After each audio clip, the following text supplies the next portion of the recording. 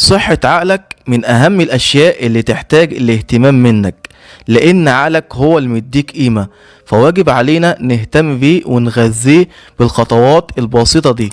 بس ممكن طلب اعمل لايك للفيديو واشترك في القناة، ويلا بينا ندخل على الخطوات. أول خطوة الشكر والتأمل. اشكر ربنا على كل النعم اللي عندك والأشياء البسيطة مهما كانت. اشكر ربنا على نعمة العقل لأنها من أهم النعم، وتعلم تشكر نفسك وتشكر غيرك، فشكرك لنفسك والآخرين نوع من التقدير الذي يرفع من المعنويات ويجعلك أقوى عقليا. وخصص وقت للتأمل، لأن التأمل يعمل على تحسين التركيز والوضوح العقلي والتقليل من الإجهاد والقضاء عليه.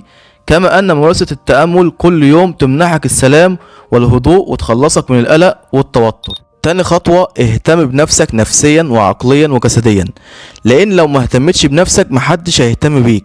اهتمامك بنفسك اهم حاجة، عشان كده اهتم بالاكل اللي بتاكله، يعني خلي اكلك صحي ودخل فيه الخضروات والفواكه والمكسرات، واشرب مية كتير، ومارس الرياضة، ونام 8 ساعات في اليوم، وخطط يومك صح وانجز مهماتك، وخصص وقت للقراءة وتعليم اشياء جديدة، لكن يكون تركيزك على حاجة واحدة فقط. يعني ما تجيش تقرأ وتعمل حاجة تانية مع القراءة، خلي تركيزك على حاجة واحدة فقط، لان عقلك مش هيركز على اكتر من مهمة في وقت واحد.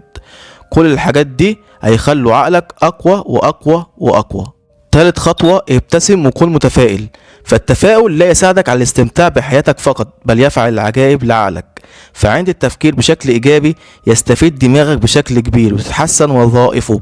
عشان كده ساعد عقلك من خلال الابتسامة. الموضوع سهل خالص، ابتسم كل يوم، ما تخبيش ابتسامتك. على فكرة انت لما تبتسم بتكون احلى، ايوه بتكون احلى. ابتسم بقى واعمل لايك للفيديو واشترك في القناة.